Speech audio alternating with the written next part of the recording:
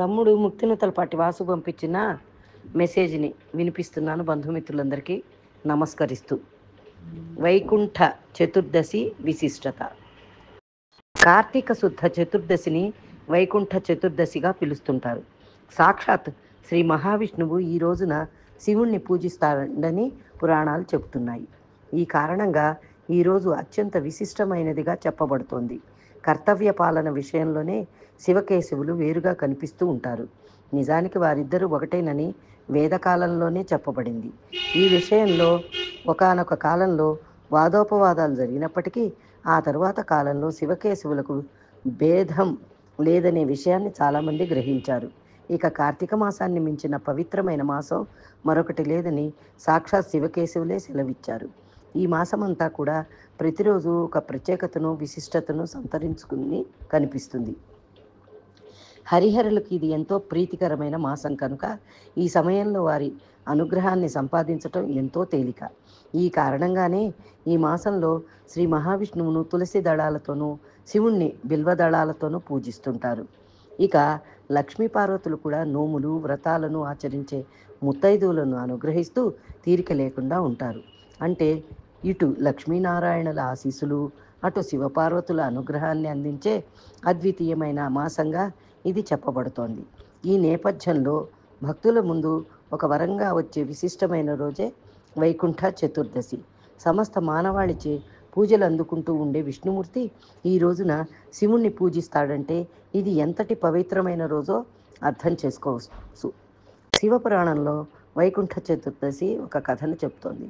ఒకసారి శివుణ్ణి పూజించటానికి విష్ణువు వైకుంఠం నుండి వారణాసికి వచ్చాడు. శివునికి 1000 కమలాలు సమర్పిస్తానని వాగ్దానం చేసి కీర్తనలు పాడుతూ తామర పువ్వులను సమర్పించారు. అయితే శ్రీ విష్ణువు 1000వ కమలం తప్పిపోయిందని గుర్తిస్తాడు. ఇది ఇంక చేసేది లేక విష్ణువు కళ్ళను కమలనాయన్ అని కూడా పిలుస్తారు. కాబట్టి తాను చేసిన ప్రతిజ్ఞను నెరవేర్చడానికి తన కన్నుని తీసి శివుడు సమర్పించాడని చెప్తారు. ఇలా చేయటం ద్వారా శివుడు సంతోషించాడు. విష్ణువు కన్నును తిరిగి ప్రసాదించటమే కాకుండా ఆయనకు సుదర్శన చక్రం, పవిత్రమైన ఆయుధాలను బహుమతిగా ఇచ్చాడు.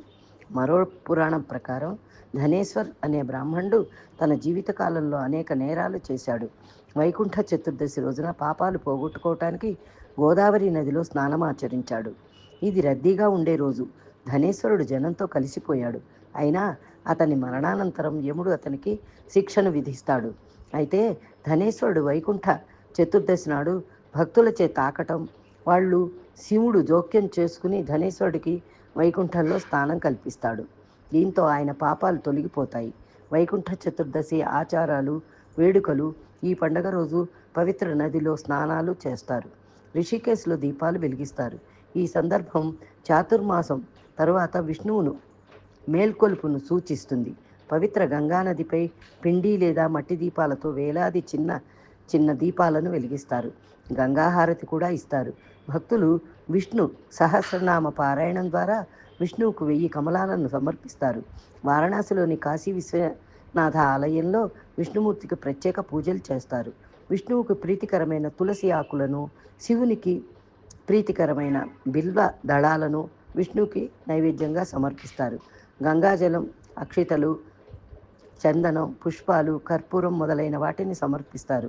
రోజంతా ఉపవాసం ఉంటారు. శివకేశవులను ఆరాధిస్తూ అనుగ్రహాన్ని పొంది ఈ రోజున ఇత్తడి కుందుల్లో కానీ రాగి కుందుల్లో కానీ దీపాలను వెలిగించి వాటిని దానాలు చెయ్యాలి. ఈ విధంగా చేయటం వలన సమస్త దోషాలు, సకల పాపాలు తొలగిపోతాయి. ఆశించే శుభాలు ఆనందంగా చేకూరుతాయి. స్వస్తి.